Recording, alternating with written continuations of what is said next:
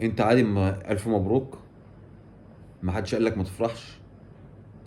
بس افتكر الايام دي، لان لسه الايام كتير اللي جاي كتير. وبالغ، بالغ في فرحتك براحتك. محدش قال لك لا، بالغ، هات اخرك. بس وانت بتفرح افتكر ان هيجي ايام صعبة، لان انت كنت في ايام صعبة.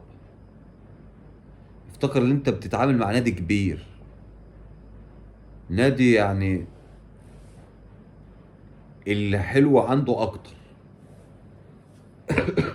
افتكر ان انت بتتعامل مع البابا بتاع الشغلانة، ومكسبك منه بطولة حتى لو سوبر مش سهلة.